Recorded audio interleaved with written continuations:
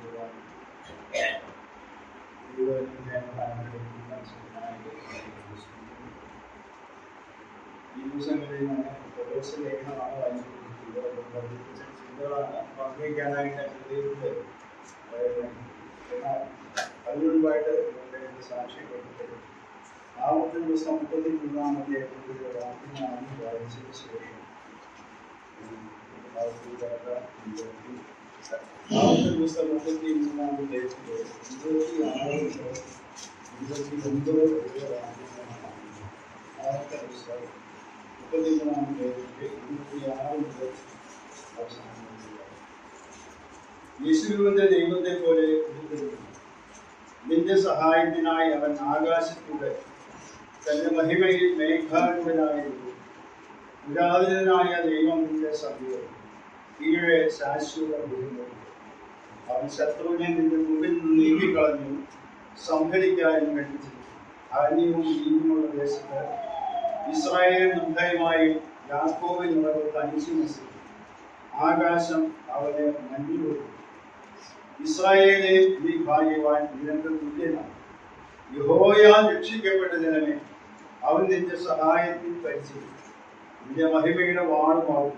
നിന്റെ ശത്രുക്കൾ നിന്നോട് അനുസരണം കഴിക്കുന്നു. നീ അവരുടെ ഉന്നതങ്ങളിൽ മേൽ നടക്കും. 26-ാം വാക്യമാണ് ആദ്യം വായിക്കുന്നത്. യേശുവിന്റെ ദൈവത്തെ പോലെ 29-ാമത്തെ വാക്യത്തില് ഇസ്രായേലെ നീ ഭാഗ്യവാൻ, നിനക്ക് തുല്യനാണ്. യഹോവയാൽ രക്ഷിക്കപ്പെട്ട ജനം. ഇസ്രായേൽ ജനത്തിന്റെ അനുഗ്രഹങ്ങളെ ഓർത്തുകൊണ്ട് മോശ തന്റെ ജീവിതത്തിന്റെ ആ സായാഹ്ന വേളയിൽ പങ്കുവയ്ക്കുന്ന വാക്കുകളാണ് അത്. ഈ പ്രത്യാശയുടെ സന്തോഷത്തിന്റെയും വാക്കുകളുടെ ആശ്വാസമായിരിക്കട്ടെ ഞാൻ ഉപയോഗിച്ചത്. അതിനകത്ത് പറഞ്ഞതുപോലെ കൊലോസ് ലേഖനത്തിൽ നിന്നുള്ളതാണ് നമ്മൾ ഉപയോഗിക്കാനായിട്ട് ആഗ്രഹിക്കുന്നത്. ഈ ദിവസങ്ങളിൽ കൊലോസ് ലേഖനം പഠിച്ചുകൊണ്ടിരിക്കുകയായിരുന്നു. ചെയ്തതാണ്. ഇതിലൂടെ ഇനിയും പിന്നെയും നമുക്കത് ആവശ്യമുണ്ടല്ലോ. അതുപോലെ ആ നിലയിൽ ഞാൻ ആ ഭാഗങ്ങളൊക്കെ വായിക്കുകയും ധ്യാനിക്കുകയും ചെയ്തുകൊണ്ടിരുന്നപ്പോൾ എൻ്റെ ശ്രദ്ധയിലേക്ക് കടന്നു വന്ന 2-3 വാക്കുകളാണ് നിങ്ങളുടെ ശ്രദ്ധയിലേക്ക് 1-ാം തീയതിയുടെ 12 മുതൽ 15 വരെയുള്ള വാക്യങ്ങളാണ്. 12 മുതൽ 15 വരെയുള്ള. അതുകൊണ്ട് ദൈവത്തിന്റെ വൃതന്മാരും വിശുദ്ധന്മാരും പ്രിയരുമായി മനസ്സലിവ്, ദയ, താഴ്മ, സൗമ്യത, ദീർഘക്ഷമ എന്നിവ ധരിച്ചുകൊണ്ട് അന്യോന്യം കൊടുക്കുകയും ഒരുവനോട് ഒരുവന് വഴക്കുണ്ടായാൽ തമ്മിൽ ക്ഷമിക്കുകയും ചെയ്യും. കർത്താവ് നിങ്ങളോട് ക്ഷമിച്ചതുപോലെ നിങ്ങൾ ചെയ്യും. എല്ലാറ്റിനും മീതെ സമ്പൂർണ്ണതയുടെ ബന്ധമായ സ്നേഹം തരും. ക്രിസ്തുവിന്റെ സമാധാനം നിങ്ങളുടെ ഹൃദയങ്ങളിൽ വാഴട്ടെ. അതല്ലോ നിങ്ങൾ ഏക ശരീരമായി വിളിക്കപ്പെട്ടിരിക്കുന്നത് നന്ദിയുള്ളതായി. ഇവിടെ ആദ്യത്തെ വിശദീകരിക്കാനല്ല ഞാൻ വിഷയത്തോട് ബന്ധപ്പെട്ട് അത് വായിച്ചു മാത്രമേ ഉള്ളൂ. 12-ാം വാക്യത്തില് 3 പ്രത്യേക പദപ്രയോഗങ്ങളാണ് ഞാൻ പങ്കുവയ്ക്കാനായിട്ട്. അവിടെ ദൈവത്തിന്റെ മക്കളെ കുറിച്ച് പുതിയ ദൈവത്തിൽ പല സ്ഥലങ്ങളിൽ പല വിശേഷണ പദങ്ങൾ ഉപയോഗിക്കും. അപ്പോസ്തല പ്രവൃത്തികൾ വായിച്ചാല് ആരംഭിക്കുന്നത് തന്നെ ദൈവത്തെ വിളിച്ചപേക്ഷിക്കുന്ന ഒരു കൂട്ടം ജനം എന്നുള്ള നിലയിലാണ്. പിന്നീട് വായിക്കുന്നത് രക്ഷിക്കപ്പെടുന്നവർ, പിന്നെ വിശുദ്ധന്മാർ, പിന്നെ ശിഷ്യന്മാർ, വിശ്വാസികൾ, ഈ മാർഗക്കാർ എന്നൊക്കെ പല പല പല പദപ്രയോഗങ്ങൾ അതിന്റെ ആശയങ്ങളൊക്കെ നമ്മുടെ മനസ്സിലേക്ക് കടന്നു. എന്നാൽ ഇവിടെ 3 വാക്കുകളാണ് നിങ്ങൾ ശ്രദ്ധയിൽ കൊണ്ടുവരാൻ ആഗ്രഹിക്കുന്നത്. ഒന്ന്, ദൈവത്തിന്റെ വൃതന്മാർ, ദൈവത്തിന്റെ തെരഞ്ഞെടുക്കപ്പെട്ടവർ. 2, വിശുദ്ധന്മാർ. 3, പ്രിയരുമായ. ഈ 3 വാക്കുകളെ ആസ്പദമാക്കി ചില ചിന്തകള് നിങ്ങൾ ഉപയോഗിക്കുവാനായിട്ടാണ് ഞാൻ താല്പര്യം. നമുക്കറിയാം, പഴയ നിയമത്തില് പല സ്ഥലങ്ങളിലും വായിച്ചല്ലോ, യാക്കോബിന്റെ കാര്യമാണ്, ഇസ്രായേൽ ജനത്തിന്റെ കാര്യമാണ്. അവിടെ യാക്കോബിന്റെ സന്തതിയെ ദൈവത്താൽ തെരഞ്ഞെടുക്കപ്പെട്ട അബ്രഹാമിന്റെ ജഡപ്രകാരമുള്ള സന്തതികളെയാണ് ഇസ്രായേൽ ജനം എന്ന് പറയുന്നത്. അവരെയാണ് ദൈവമായി ദൈവത്തിൻ്റെതായ അനുഗ്രഹങ്ങൾ പ്രാപിക്കാനും ഒക്കെ ആയിട്ട് ദൈവം തിരഞ്ഞെടുക്കും. എന്നാൽ ഇസ്രായേൽ ജനത്തിന് ഒരു വലിയ അർത്ഥം നമുക്ക് ദൈവങ്ങൾക്ക് ഇതാണ്. തിരഞ്ഞെടുക്കപ്പെട്ടതുകൊണ്ട് ദൈവികമായ അനുഗ്രഹങ്ങൾ പ്രാപിക്കുന്നു. അതിനു വേണ്ടി നാം തിരഞ്ഞെടുക്കപ്പെട്ടവരാണ് എന്ന് ചിന്തിക്കും. അത് തെറ്റില്ല. എന്നാൽ അത് മാത്രമല്ല അതിന്റെ ഉദ്ദേശം. ദൈവത്താൽ തിരഞ്ഞെടുക്കപ്പെട്ടപ്പോഴ് നാം അബ്രഹാമിനെ തിരഞ്ഞെടുത്തപ്പോഴ് ഇപ്പൊ ദിവസം 2-ാമത്തെ കാണുന്നത്, നിന്നിൽ സകല ജാതികളും അനുഗ്രഹിക്കപ്പെടും. അഥവാ ദൈവത്തിന്റെ അനുഗ്രഹം ഈ ലോകത്തിൽ വെളിപ്പെടുത്തുവാൻ, മറ്റുള്ളവർക്ക് പങ്കുവെക്കുവാൻ വേണ്ടിയാണ് അബ്രഹാമിനെയും ഇസ്രായേൽ ജനത്തൊക്കെ തിരഞ്ഞെടുത്തത്. അതിന്റെ അടയാളമായിട്ടാണ് അവർക്ക് പരിച്ഛേദനയൊക്കെ നൽകി. എന്നാൽ ഇസ്രായേൽ ജനം തെറ്റിദ്ധരിച്ചു. പരിച്ഛേദനയായിട്ട് ഞങ്ങൾ യഹൂദന്മാരായിട്ടുള്ള ദൈവത്തിന്റെ സ്വന്തം ജനമാണ്, ദൈവത്തിന്റെ അനുഗ്രഹങ്ങൾ പ്രാപിച്ച് മറ്റുള്ളവരെക്കാൾ ഉന്നതമായ നിലവാരത്തിൽ ജീവിക്കുവാനായിട്ട് ഞങ്ങൾ ഉദ്ദേശിക്കപ്പെട്ടവരാണ്, ആ നിലയിൽ ഞങ്ങൾ മുമ്പോട്ട് പോകണം എന്ന് മാത്രമേ അവരെ ചിന്തിച്ചു. അതുകൊണ്ടാണ് പല പല പ്രശ്നങ്ങൾ അവരെ അഭിമുഖീകരിക്കേണ്ടതായിട്ടുണ്ട്. എന്നാൽ പിന്നീട് ഉണ്ടായിരുന്ന കാര്യം, ദൈവം ആ കാര്യം പ്രവാചകന്മാരെയും കൂടെ അവരോട് വളരെ വ്യക്തമായിട്ട് സംസാരിച്ചു. എന്നിട്ടും അവർക്ക് തിരിച്ചറിയാൻ കഴിയാതെ, ദൈവത്തോട് വിശ്വസ്തരായിരിക്കാതെ, ദൈവം എന്തിനു വേണ്ടി അവരെ തെരഞ്ഞെടുത്തുവോ ആ ഉദ്ദേശം പൂർണ്ണമായി സാധിക്കാതെ, ദൈവത്തിന്റെ മഹത്വത്തിലായിട്ട് ദൈവത്തിന്റെ സാക്ഷികളായി, അല്ലെങ്കിൽ അബ്രഹാമിന്റെ സന്തതിയായ മശിഹ വന്ന് ആ മശിഹായിൽ കൂടെ ലോകത്തിലുള്ള സർവ്വ ജനങ്ങളും അനുഗ്രഹിക്കപ്പെടണം എന്നുള്ളതിന്റെ മുഖാന്തരമായി ചാനലായിട്ടാണ് ഇസ്രായേൽ ജനത്തെ അവിടെ തെരഞ്ഞെടുത്തത്. കാരണം യോഹന്നാന്റെ സുവിശേഷത്തിൽ വായിക്കുന്നുണ്ട്, അവൻ സ്വന്തത്തിലേക്ക് വന്നോ സ്വന്തമായി കഴിക്കുന്നു. അങ്ങനെ ദൈവിക പദ്ധതി നാം റോമാലേഖനത്തിൽ വായിക്കുന്നുണ്ട്. തൽക്കാലം അന്ധത ബാധിച്ചിരിക്കുകയാണ്. ഇസ്രായേൽ ജനത്തിന്റെ തൽക്കാലത്തേക്കുള്ള മാറ്റം നിർത്തി ദൈവസഭ ദൈവത്തിൻ്റെതായ അനുഗ്രഹത്തിന്റെ പാതയിലേക്ക് പോകും.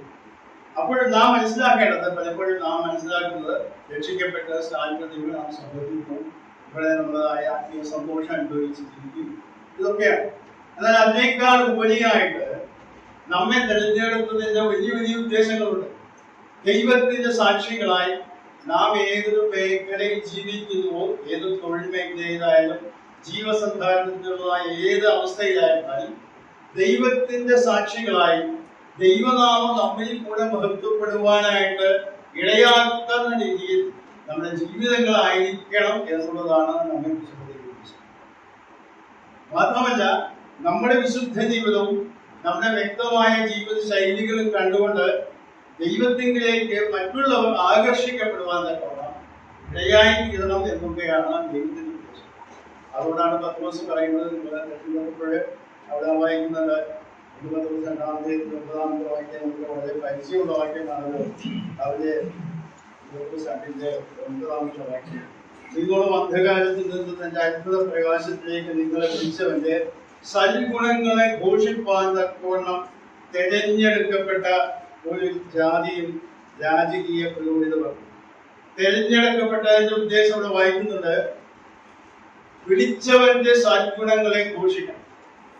പലപ്പോഴും പല സന്ദർഭങ്ങളില് ഞാൻ ശ്രദ്ധിക്കാറുള്ള ഒരു പദപ്രയോഗം, സുവിശേഷകന്മാരായ വേർതിരിക്കപ്പെട്ടവരെയൊക്കെയാണ് ദാസന്മാർ. അത് മറ്റുള്ളവരും പറയുന്നതാണ്. വേദപുസ്തകം ശരിക്കും പിടിച്ചാൽ ദൈവമക്കളായി തീർന്ന എല്ലാവരും കർത്താവിന്റെ ദാസന്മാരാണ്. കാരണം നമ്മുടെ യജമാനൻ കർത്താവാണ്. ആ യജമാനന്റെ കീഴിൽ ജീവിക്കുകയും ഈ യജമാനനെ പ്രസാദിപ്പിക്കുവാൻ വേണ്ടി ഈ ഭൂമിയിൽ ആക്കി വെക്കപ്പെട്ടുള്ളതായ ദാസന്മാർ അല്ലെങ്കിൽ അടിമകളാണെന്ന്. പാപത്തിന് അടിമകളായിരുന്നു, സാത്താന്റെ അടിമകളായിരുന്നു, അതിന് വിടുവിക്കപ്പെട്ടു. അപ്പോൾ തിരഞ്ഞെടുക്കപ്പെട്ടു എന്നുള്ളതിന്റെ പ്രധാനപ്പെട്ട ഉദ്ദേശം ഇസ്രായേലിനോട് പറഞ്ഞ അതേ ആശയങ്ങളിൽ തന്നെയാണ് നാം ഇവിടെ വായിക്കുന്നത്. യെശയ്യാപ്രവചനം 43-ാമത്തെ 21-ാമത്തെ വാക്യം എന്ന് പറയുക. യെശയ്യാപ്രവചനം 43-ാമത്തെ 21-ാമത്തെ ഞാൻ എനിക്ക് വേണ്ടി നിർമ്മിച്ചിരിക്കുന്ന ജനം എന്നെ സ്തുതിയിൽ. ഇവിടെ ഇസ്രായേൽ ജനത്തെ കുറിച്ച് പറയുന്നത്, ഞാൻ എനിക്ക് വേണ്ടി നിർമ്മിച്ചിരിക്കുന്ന ജനം എന്റെ സ്തുതിയിൽ എന്ന് പറഞ്ഞാൽ ദൈവത്തിന് വേണ്ടി സൃഷ്ടിക്കപ്പെട്ട അല്ലെങ്കിൽ നിർമ്മിക്കപ്പെട്ടതായ ഒരു കൂട്ടം ആളുകളാണ് ഇസ്രായേൽ. ആ പുതിയ നിയമത്തിലേക്ക് വരുമ്പോഴേ റോമാലേഖനത്തിന്റെ 1-ാം അധ്യായത്തിന്റെ വാക്യത്തില് മലയാളം തർജ്ജമയിൽ അത്ര വ്യക്തമല്ല വാക്കുകള്. ഇംഗ്ലീഷിൽ വായിച്ചു നോക്കിയാൽ അറിയാം.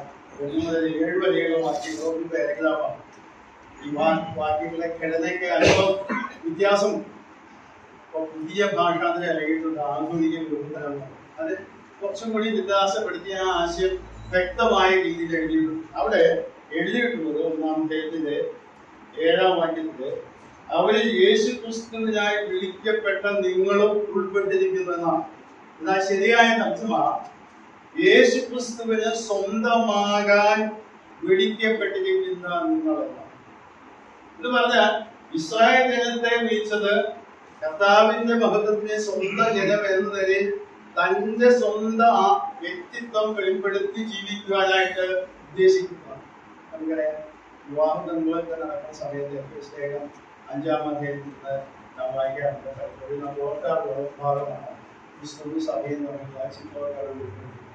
ഒരു ഭാര്യയും ഭർത്താവും വിവാഹം, ഒരു പുരുഷനും സ്ത്രീയും വിവാഹിതരായി ഭാര്യയും ഭർത്താവും ആവുമ്പോൾ ഈ ഭാര്യ ഭർത്താവിന്റെ സ്വന്തമാണെന്ന് പറഞ്ഞാൽ മറ്റു പലരും അതുവഴി അവകാശങ്ങളുണ്ടായിരുന്നു. പറഞ്ഞാൽ മാതാപിതാക്കൾക്ക് അവകാശമുണ്ട്, ബന്ധുക്കൾക്ക് അവകാശമുണ്ട്. എന്നാൽ വിവാഹം കഴിയുന്നതോടുകൂടെ ഈ പുരുഷന്റെ മാത്രം സ്വന്തമായി തീരാനാണ് ഉഭയസമ്മതം ചെയ്ത് പങ്കാളിയായിട്ട് തീരുന്നത്. ഏകദേശം അതേ ആശയത്തിലാണ് 5-ാം അധ്യായത്തില് ഒരു വ്യക്തി രക്ഷിക്കപ്പെടുമ്പോൾ യേശു ക്രിസ്തുവിനോട് മാത്രം വിശ്വസ്തനായി ജീവിക്കാൻ ഉദ്ദേശിക്കപ്പെട്ടവരാണ് എന്നാണ്. അപ്പോൾ തെരഞ്ഞെടുപ്പിന്റെ പ്രധാനപ്പെട്ട ലക്ഷ്യങ്ങളിൽ 1 ദൈവത്തിന്റെ മഹത്വത്തിനായി ജീവിക്കണം, 2 കർത്താവിന്റെ സ്വന്തം എന്ന നിലയിൽ ജീവിക്കുവാനായിട്ട് ആവശ്യം. 19-ാം അധ്യായത്തിന്റെ 5-6 വാക്യങ്ങൾ വായിച്ചാല് ഇസ്രായേൽ ജനത്തോട് ബന്ധപ്പെട്ട് പറയുന്നത് ഒരു വാക്യമാണത്. 19-ാം അധ്യായത്തില് ആകയാൽ നിങ്ങൾ എന്റെ വാക്കുകൾ അനുസരിക്കുകയും എന്റെ നിയമം പ്രമാണിക്കുകയും ചെയ്താൽ നിങ്ങൾ എനിക്ക് സർവ്വജാതികളിലും വെച്ച് പ്രത്യേക സമ്പത്തായിരിക്കും. ഭൂമിയൊക്കെയും എനിക്കുള്ളതല്ലോ. നിങ്ങൾ എനിക്ക് ഒരു പുരോഹിത രാജ്യത്വവും വിശുദ്ധ ജനവും ആകും. ഇവ ഇസ്രായേൽ മക്കളോട് പറയേണ്ട വചനങ്ങളാകും. ഇവിടെ ഇസ്രായേൽ ജനത്തോട് പറയാണ്, നിങ്ങൾ സകല ജാതികളിലും വെച്ച് എനിക്ക് പ്രത്യേക സമ്പത്തായിരിക്കാനായിട്ടാണ് പുരോഹിത രാജ്യത്വമായിട്ട് നിങ്ങളെ തിരഞ്ഞെടുത്തു. എന്നാൽ ഇസ്രായേൽ ജനത്തിനുണ്ടായ സംഭവം നമുക്കറിയാം, ചരിത്രമൊക്കെ. എല്ലാവർക്കും ആ അവകാശം ഉണ്ടായിരുന്നു. എന്നാൽ ദൈവത്തോട് വിശ്വസ്തരായി തീരാത്തതുകൊണ്ട് ഒരു പ്രത്യേക സന്ദർഭം വന്നപ്പോൾ ലേവി ഗോത്രം മാത്രമാണ് ദൈവത്തോട് വിശ്വസ്തരായി തീർപ്പാനായിട്ട് ഇടയായിരുന്നത്. അങ്ങനെയാണ് ലേവ്യർക്ക് മാത്രമായിട്ട് പൗരോഹിത്യം നൽകപ്പെട്ടത് എന്ന പഴയ നിയമം കാണാൻ സാധിക്കും.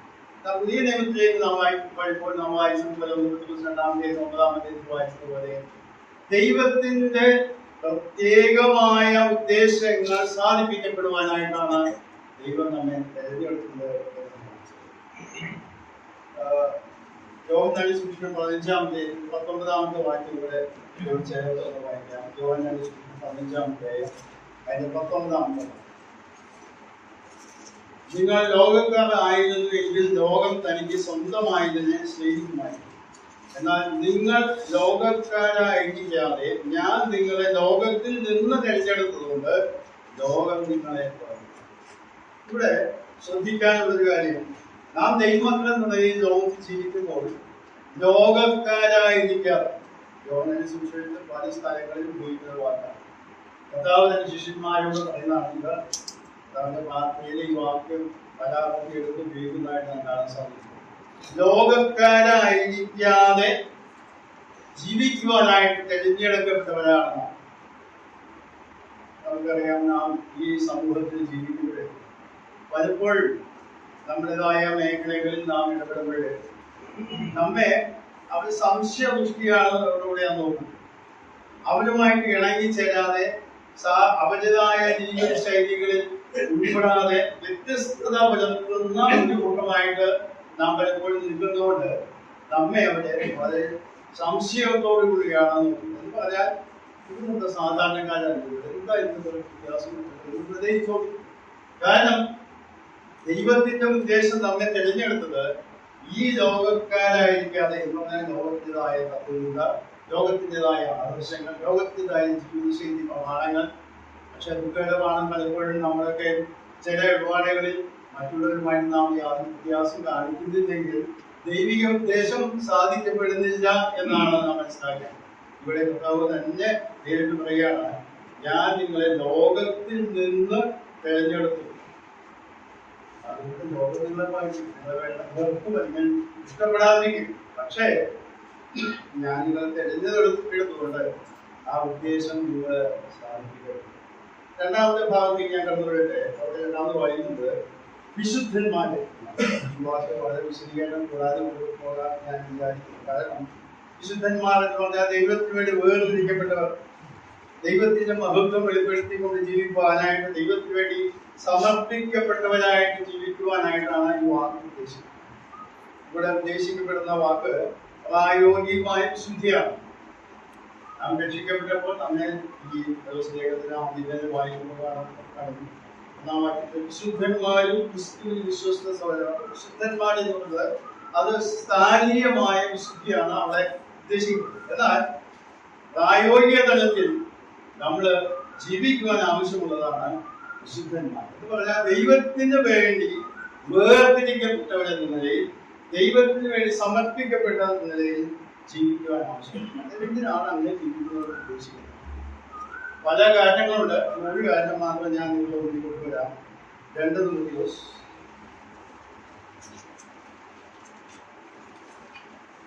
2-ാം അധ്യായത്തിലെ 21-ാമത്തെ തന്നെത്താൻ വെടുപ്പാക്കുന്നവൻ വിശുദ്ധവും ഗുണമത്തിന് ഉപയോഗവുമായി നല്ല വേലയ്ക്കൊക്കെയും ഒരുങ്ങിയിരിക്കുന്ന മാനപാത്രമായിരിക്കും.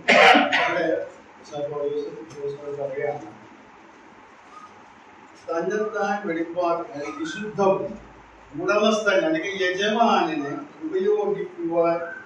ഉപയോഗവുമായി നല്ല വേലയ്ക്കൊക്കെ ഒരുങ്ങിയിരിക്കുന്ന മാനപാത്രം. മാനപാത്രം എന്ന് പറഞ്ഞാൽ നോബിൾ പർപ്പസ് എന്നാണ് അവിടെ ഉദ്ദേശിക്കുന്നത്.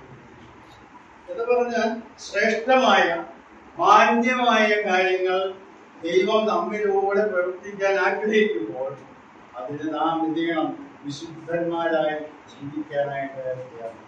അപ്പോൾ വളരെ വിസ്തൃതമായ വിശദീകരണങ്ങൾ ഈ ഭാഗത്തിന് നൽകാൻ കഴിയും. അല്ലാതെ ഞാൻ ഉദ്ദേശിക്കുന്നത് പ്രായോഗിക തലത്തിൽ 1-2 കാര്യങ്ങൾ മാത്രമേ ചൂണ്ടിക്കാണിക്കാനുള്ള.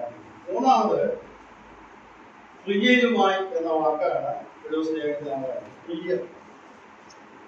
ഈ വാക്ക് ഞാൻ വായിക്കുകയും ധ്യാനിക്കുകയും ചെയ്തിട്ടുണ്ട്.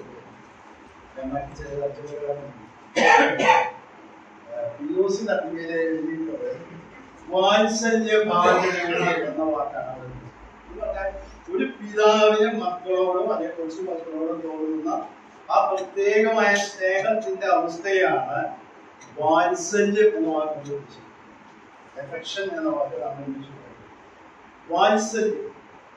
അപ്പോൾ പ്രിയപ്പെട്ടവരാണ് നാം, ദൈവത്തിന് പ്രിയപ്പെട്ടവരാണ് എന്ന് പറയുന്ന അർത്ഥം ദൈവത്തിന്റെ വാത്സല്യം ചൊരിയുവാൻ നമ്മെ തിരഞ്ഞെടുത്തവരാണ് എന്നുള്ളതാണ് ഞാൻ മനസ്സിലാക്കുന്നത്. സ്വന്തം ജനമായിരിക്കാൻ തന്നെ തിരഞ്ഞെടുത്തു എന്ന് പറയുമ്പോൾ തന്നെ അതിൽ ആശയമുണ്ട്. എങ്കിൽ കൂടെ ഇത് അല്പം ഒരു വ്യത്യസ്തമായ ഒരു ആശയമാണ്. ഒരു പിതാവും മകൻ. പൗലോസിന്റെ ലേഖനങ്ങളും ലേഖനങ്ങളൊക്കെ വായിച്ചാൽ ദൈവത്തെ കുറിച്ച് പറയുന്നത് യേശു ക്രിസ്തുവിന്റെ പിതാവും നിങ്ങളുടെ പിതാവുമായ ദൈവം എന്നാണ്. എന്ന് പറഞ്ഞാൽ ദൈവത്തെ പിതാവ് എന്ന നിലയിൽ സാർവജനികമായിട്ട് ജനങ്ങളൊക്കെ വിളിക്കും. എന്നാൽ ഇവിടെ പറയപ്പെടുന്ന ആശയം സ്വന്തം രക്തം കൊടുത്ത് പുത്രൻ രക്തം കൊടുത്ത് വിലയേറി രക്തം കൊടുത്ത് നമ്മളെ വിലക്കി വാങ്ങിയിട്ട് തന്റെ മക്കളാക്കി തീർത്തപ്പോൾ നമ്മളെ മക്കൾ എന്നുള്ള ആശയത്തിൽ മാത്രമല്ല വാത്സല്യ ഭാര്യകൾ എന്നൊക്കെയാണ്. ലേഖനം 1-ാമത്തെ ഒരു വാക്യം ഞങ്ങൾ കാണിച്ചുതരാം. യേശു ക്രിസ്തുവിനെ കുറിച്ച് തന്നെ പറയുന്ന വാക്കാണ് അവിടെ. ആ 1-ാമത്തെ പല സ്ഥലത്ത് ഈ അവനിൽ എന്ന് പറഞ്ഞ വാക്കുണ്ട്. എന്നാൽ 1-ാമത്തെ 4-ാം വാക്യം മുതൽ 6-ാം വാക്യം വാക്യത്തില് നാം തന്റെ സന്നിധിയിൽ വിശുദ്ധനും നിഷ്കളങ്കമാകേണ്ടതിന് അവൻ ലോകസ്ഥാപനത്തിന് മുമ്പേ നമ്മെ അവനിൽ തിരഞ്ഞെടുക്കുകയും വിരുഹിതത്തിന്റെ പ്രസാദ പ്രകാരം യേശുക്രിസ്തു മുഖാന്തരം നമ്മെ ദത്തെടുക്കേണ്ടതിന് അടുത്ത വാചകം ശ്രദ്ധിക്കുക. അവൻ പ്രിയനായവനിൽ നമുക്ക് സൗജന്യമായി നൽകിയ തന്റെ കൃപാമഹത്വത്തിന്റെ പുകഴ്ചയ്ക്കായി സ്നേഹത്തിൽ നമ്മെ മുന്നേറിക്കുകയും ചെയ്യും. പ്രിയനായവനിൽ എന്ന് പറഞ്ഞാൽ യേശു കർത്താവിനെ കുറിച്ച് പറയുന്ന വാക്കാണ്. പ്രിയനായവനിൽ നമ്മെ ദത്തെടുത്ത് നമ്മെ പ്രിയരായി നിന്ന് മക്കളാക്കി ദൈവത്തിന്റെ വാത്സല്യം ചൊരിയുന്ന ആ അവസ്ഥയിലേക്ക് ഞാൻ ഈ ഭാഗം വായിക്കുകയും ധ്യാനിക്കുകയും ചെയ്യുമ്പോൾ പലപ്പോഴും പല സാഹചര്യങ്ങൾ മാത്രമല്ല ഞാൻ ഉദ്ദേശിക്കുന്നത് മറ്റു പല സ്ഥലങ്ങളിലും പ്രത്യേകമായ നിലപാടുകൾ എടുക്കുമ്പോൾ ഒറ്റപ്പെടുത്തലുകളുടെ ഒഴിവാക്കപ്പെടുന്നതിന്റെ അല്ലെങ്കിൽ അവഗണിക്കപ്പെടുന്നതിന്റെ അവസ്ഥയിൽ കൂടെ കടന്നു പോകുമ്പോൾ എന്റെ ഹൃദയത്തിലേക്ക് കടന്നു വന്നിട്ടുള്ള വാക്യതാണ് ദൈവത്താൽ തിരഞ്ഞെടുക്കപ്പെട്ടവർ ദൈവത്തിന്റെ പ്രിയനായി തീരുന്നതാണ് ഞാനെങ്കിൽ ഞാൻ എന്തിന് പരാതി പറയണം, ഞാൻ എന്തിന് വിഷമിക്കണം? കാരണം വലിയവനായ ദൈവം എന്നെ തിരഞ്ഞെടുത്ത് തന്റെ മകനാക്കി തീർത്തു, തന്റെ വാത്സല്യ ഭാജനമാക്കി എന്നെ മാറ്റിയെങ്കിൽ മനുഷ്യരോട് എങ്ങനെ എന്നോട് പ്രതികരിച്ചാലും യാതൊരു പരാതിയോ പ്രശ്നങ്ങളോ ഇല്ലാത്ത രീതിയിൽ മുമ്പോട്ട് പോകാനായിട്ട് ഞാൻ എൻ്റെ ഔദ്യോഗിക ജീവിതത്തിൽ പലപ്പോഴും ഞാൻ അനുഭവിച്ചിട്ടുള്ളതാണ് ഈ അനുഭവങ്ങളൊക്കെ. ഇപ്പൊ പറയാനായിട്ട് ഞാൻ ഉദ്ദേശിക്കുന്നില്ല. പക്ഷെ ഒരു കാര്യം മനസ്സിലാക്കുക, ദൈവത്തിന്റെ ദൈവാക്ഷരത്തിൽ നാം നിൽക്കുമ്പോൾ ചിലപ്പോൾ ചില നിലപാടുകൾ നാം എടുക്കേണ്ടി വരും. ലോകത്തിൻ്റെതായ 99% ആളുകൾ പോകുന്ന അതേ രീതിയിൽ തന്നെ പോകാതെ നാം നിൽക്കുമ്പോഴേ ചിലപ്പോൾ നമ്മൾ ഒറ്റപ്പെടുത്തും, നമ്മളെ ഒഴിവാക്കും, നമ്മളെ വേണ്ടാന്ന് വയ്ക്കും. ഞാൻ ഒരിക്കലും ഞങ്ങൾ ഡൽഹിയിലേക്ക് ഞങ്ങളുടെ ഓഫീസിൽ നിന്ന് ഒരു ഔദ്യോഗിക സന്ദർശനത്തിനായിട്ട് പോയില്ല. അപ്പോഴേ വലിയൊരു പരിപാടികൾ കഴിഞ്ഞു, ഞാൻ ഭവനിൽ ആ സമ്മേളനമൊക്കെ കഴിഞ്ഞ് ഞങ്ങള് പിറ്റേ ദിവസം അവിടെ വിശ്രമിക്കുകയാണ്. അത് സ്ഥലങ്ങളൊക്കെ കാണാൻ ആളുകൾക്ക് പോകാം. അപ്പൊ എന്റെ കൂടെ സഹപ്രവർത്തകർ വളരെ വർഷങ്ങൾ ഒരുമിച്ച് താമസിച്ചവർ ഒക്കെ ഉണ്ട്. അവരൊക്കെ എന്നെ വേറെ ഒരാളെ ഒഴിവാക്കിയിട്ട് അവര് വണ്ടി പിടിച്ച് പല സ്ഥലങ്ങളിലും. അപ്പൊ ഞാൻ ഇതൊന്നും കഴിഞ്ഞ് പിടിച്ച് തൃശ്ശൂർ വന്നപ്പോ ആൾക്ക് വന്നപ്പോ ചോദിച്ചു എന്താ ഒഴിവാക്കാൻ കാര്യം. അപ്പൊ അവര് പറഞ്ഞ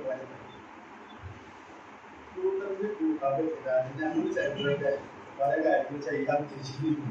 നീ അതിന്റെ കൂടെ ഉണ്ടായാൽ അത് തടസ്സമാണ്. വിഷയം മനസ്സിലായിട്ടുള്ള അങ്ങനെയില്ല, കുഴപ്പമൊന്നുമില്ല. എനിക്ക് പ്രശ്നമില്ല. കാരണം ഒരു 20 പേര് പോകുന്ന ബാച്ചിൽ നിന്ന് 2 ആളെ ഒഴിവാക്കി. 2 ആളെ ഒരാളെ ഞാൻ പിന്നെ വേറെ ആളുണ്ടാക്കി. അതായത് അവരോട് കൂട്ടത്തില് മറ്റേ പല കാര്യങ്ങൾ ചെയ്യാനായിട്ട് നാം തയ്യാറാവില്ല എന്ന് നമുക്ക് വ്യക്തമായിട്ട് അറിയാവുന്നത് കൊണ്ട് മാത്രമാണ് എന്നെ ഒഴിവാക്കിയത് എന്നാണ് നാം മനസ്സിലാക്കേണ്ടത്. ലോകത്തിൽ നിന്ന് തിരഞ്ഞെടുത്തതുകൊണ്ട് നാം ലോകക്കാരായിരിക്കാതെ തിരഞ്ഞെടുത്തുകൊണ്ട് ലോകം നിങ്ങളെ പകയ്ക്കും. പക്ഷേ ശ്രദ്ധിക്കുക, നാം ദൈവത്തിന്റെ വാത്സല്യ ഭാഗം യേശുക്രിസ്തുവിലൂടെ നമ്മൾ തന്നെ യേശുക്രിസ്തു തന്നെ തന്നെ പറ്റി പറയുന്ന ഒരു വാക്കുണ്ട്. മർക്കോസിന്റെ സുവിശേഷം 12-ാമത്തെ അതിൽ 6-ാമത്തെ വാക്യത്തിൽ കർത്താവ്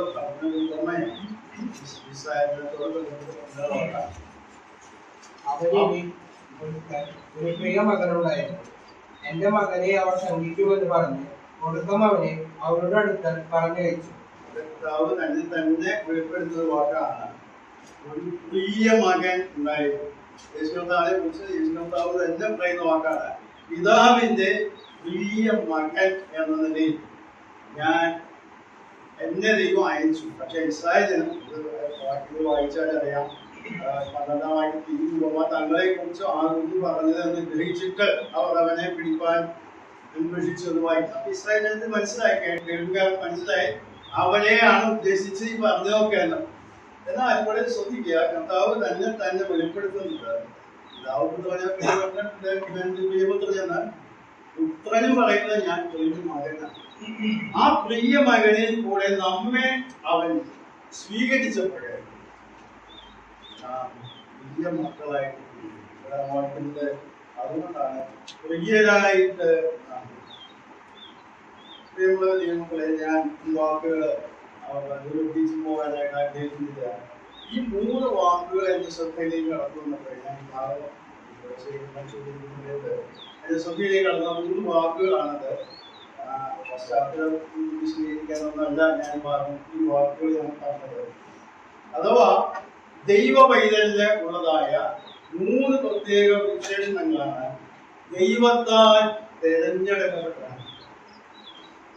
2, ദൈവത്തിന്റെ വിശുദ്ധന്മാരാണ്. ദൈവത്തിന് വേണ്ടി സമർപ്പിക്കപ്പെട്ടവരും ദൈവത്തിന്റെ ഉദ്ദേശങ്ങൾക്ക് വേണ്ടി ജീവിക്കാൻ തെരഞ്ഞെടുക്കപ്പെട്ടവരുമാണ്. 3, ദൈവത്തിന്റെ പ്രിയരാണ്. പലപ്പോഴും നമ്മുടെ ജീവിതത്തിൽ അനുഭവങ്ങളിലൂടെ കടന്നുകൊണ്ട് നാം വിചാരിക്കും ഞാൻ ദൈവത്തിന് പ്രിയമാണ്. ഇതുപോലെയുള്ള സാഹചര്യങ്ങൾ ദൈവം എനിക്ക് അനുഭവിക്കുന്നുണ്ടല്ലോ. അതിനാണ് ഞാൻ പറഞ്ഞത് യേശുക്രിസ്തു തന്നെ മകൻ എന്നാണ്. ആ പ്രിയ മകൻ ആണ് കർത്താവ് ഈ ലോകത്തിലായിരുന്ന സമയത്ത് ദൈവിക ഉദ്ദേശങ്ങൾ, പിതാവിന്റെ ഉദ്ദേശങ്ങൾ സാധിപ്പിക്കുവാൻ വേണ്ടി കടന്നുപോയ സാഹചര്യങ്ങളൊക്കെ സുവിശേഷങ്ങളിൽ നാം വായിക്കാൻ കാണാൻ സാധിക്കും. പലപ്പോഴും നമുക്ക് കർത്താവിനെ കുറിച്ച് വേണ്ടത്ര ഗ്രാഹ്യമില്ല എന്ന് ചില സംസാരങ്ങളൊക്കെ കേൾക്കുന്നതാണ്. സുവിശേഷങ്ങൾ മാത്രം നാം വായിച്ചു നോക്കുക. യേശു കർത്താവ് നേരിട്ട അത്രയും എതിർപ്പുകൾ നാം ആരും നേരിട്ടു. സ്വന്തം ജനം അതിനോട് സംശയങ്ങൾ ചോദിക്കുന്നവരുടെ വാക്കിൽ കൊടുക്കുവാനാണ്, വാക്കിൽ പിടിക്കുവാനാണ്, പരീക്ഷിച്ച് ചോദിച്ചു എന്നൊക്കെയാണ് വായിക്കുന്നത്. പറഞ്ഞാൽ എന്ത് സംസാരിച്ചാലും തന്നെ വാക്കിൽ കൊടുക്കാനൊക്കെ ശ്രമിക്കുന്ന സമൂഹം സ്വന്തം ജനമാണ്. പക്ഷേ അവർ അങ്ങനെയാണ് ചെയ്യുന്നത്. അപ്പോൾ നാം മനസ്സിലാക്കണം, യേശുക്രിസ്തുവിന് ലഭിക്കാത്ത ഒരു സ്വീകാര്യതയും നമുക്കും ഈ ലോകത്തിൽ ആവശ്യം. അതുകൊണ്ട് പ്രിയ മക്കൾ എന്ന് പറഞ്ഞാൽ കർത്താവിന്റെ മാതൃക അനുഷ്ഠിച്ചുകൊണ്ട്, കർത്താവിന്റെ ഹിതം നിർവഹിച്ചുകൊണ്ട്, പ്രിയ മക്കൾ എന്ന നിലയിൽ, തിരഞ്ഞെടുക്കപ്പെട്ടവരെന്ന നിലയിൽ ഈ ലോകത്തിൽ ജീവിക്കാൻ ദൈവം നമുക്ക് പറയുന്നത്. ഈ ലോകത്തിലെ സാഹചര്യങ്ങളൊക്കെ മാറി മറിയും എന്ന് നമുക്കറിയാം. പറഞ്ഞതുപോലെ സാഹചര്യങ്ങൾ മാറും, പ്രതീക്ഷിക്കാത്ത രീതിയിൽ കാര്യങ്ങളൊക്കെ നടക്കും. ചിലപ്പോഴൊക്കെ അപ്രതീക്ഷിതമായിട്ട് ചിലരൊക്കെ നടക്കും. എന്നാൽ ഇതൊക്കെ ദൈവിക പദ്ധതിയിൽപ്പെട്ട കാര്യങ്ങളാണ് എന്നെ കുറിച്ച് എന്ന് മനസ്സിലാക്കുമ്പോഴേ ദൈവത്താഴ്ത്തവരാണ്, ദൈവത്തിന്റെ വിശുദ്ധ മക്കളാണ്, ദൈവത്തിന്റെ പ്രിയരാണ് എന്നത് ദൈവത്തെ ബോധപ്പെടുത്തി ദൈവം നൽകുന്ന ആയുസ്സൊക്കെ ജീവിക്കുക, ദൈവം ധാരാളമായിട്ടുള്ള ഈ പുറത്തുള്ളവർക്ക് നമുക്ക് വരെ നൽകട്ടെ എന്ന് പറഞ്ഞുകൊണ്ട് എൻ്റെ വാർത്ത